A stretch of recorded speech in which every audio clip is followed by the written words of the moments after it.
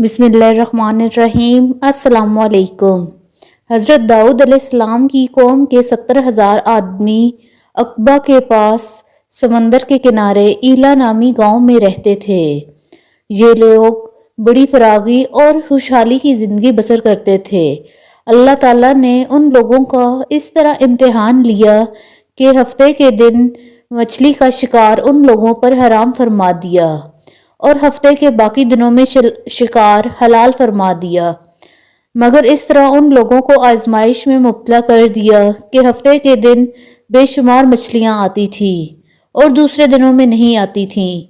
تو شیطان نے ان لوگوں کو یہ حیلہ بتا دیا کہ سمندر سے کچھ نالیاں نکال کر خشکی میں چند حوض بنا لو، اور جب ہفتے کے دن ان نالیوں کے ذریعے مچھلیاں حوض میں آ جائیں تو نالیوں کا منہ بند کر دو اور اس دن شکار نہ کرو، بلکہ دوسرے دن آسانی کے ساتھ ان مچھلیوں کو پکڑ لو۔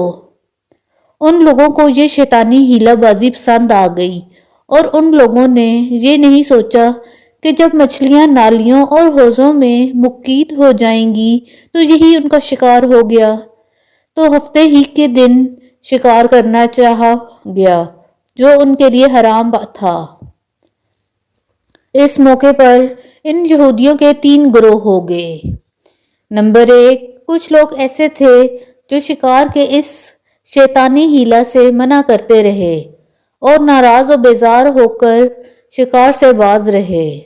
دوسرے وہ لوگ تھے جو اس کام کو دل سے برا جان کر خاموش رہے، دوسروں کو منع نہ کرتے تھے، بلکہ منع کرنے والوں سے یہ کہتے تھے کہ تم لوگ ایسی قوم کو کیوں نصیحت کرتے ہو جنہیں اللہ تعالیٰ ہلاک کرنے والا یا سخت عذاب دینے والا ہے۔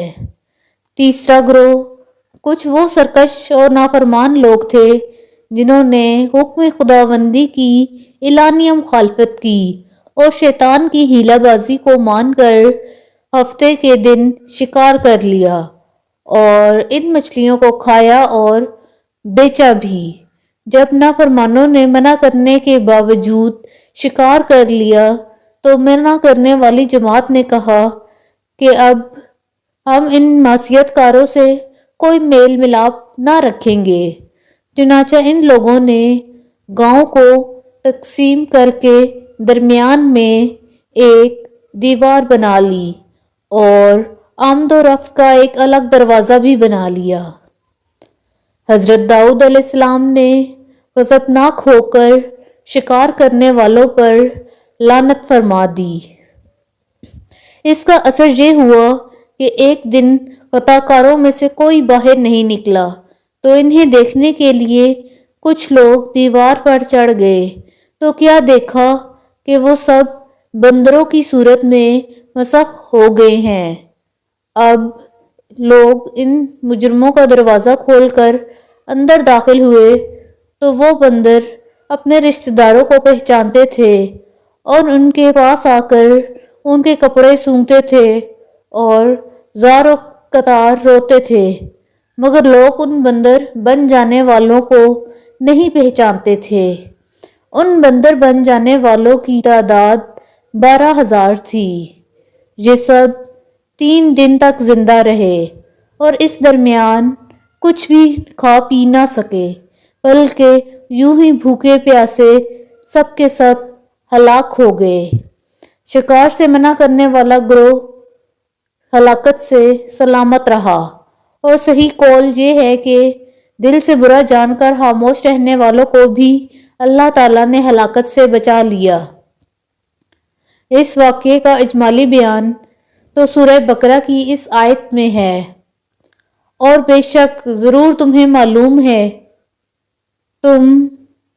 کہ وہ جنہوں نے ہفتے میں سرکشی کی تو ہم نے ان سے فرمایا کہ ہو جاؤ بندر دھتکارے ہوئے۔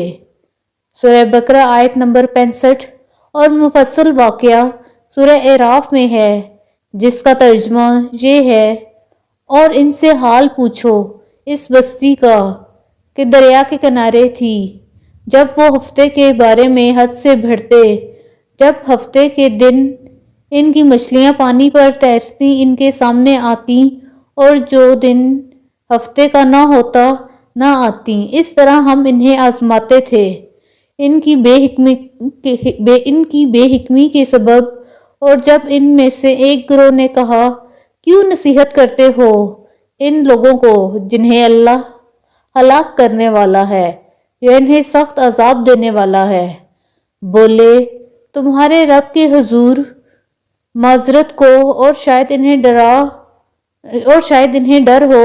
اور پھر جب وہ بھلا بیٹھے جو نصیحت انہیں ہوئی تھی، ہم نے بچا لیے وہ جو برائی سے منع کرتے تھے، اور ظالموں کو برے عذاب میں پکڑ بدلا ان کی نافرمانی کا۔ اور پھر جب انہوں نے ممانعت کے حکم سے سرکشی کی، ہم نے ان سے فرمایا، ہو جاؤ بندر دھتکارے ہوئے۔ سورہ اعراف۔ شیطانی ہیلہ بازیوں میں پڑھ کر اللہ تعالیٰ کے احکام کی نافرمانی کا انجام کتنا برا اور کس قدر خطرناک ہوتا ہے، اور خدا کے نبی جن بد نصیبوں پر لعنت فرما دیں وہ کیسے ہولناک عذاب سے بچ سکتے ہیں۔ وہ دنیا میں نیست و نابود ہو کر عذاب نار میں گرفتار ہو جاتے ہیں، اور دونوں جہاں میں ذلیل و رسوا ہوتے ہیں۔ اللہ تعالیٰ ہم سب کا حامی و ناصر ہو اور ہمیں اللہ تعالیٰ کا فرما بردار بنائے، آمین۔ امید کرتی ہوں اس واقعے سے آپ کی علم میں اضافہ ہوا ہوگا۔ اگر میری ویڈیو آپ کو پسند آئی ہو تو اسے ضرور لائک کیجیے گا۔ اللہ حافظ۔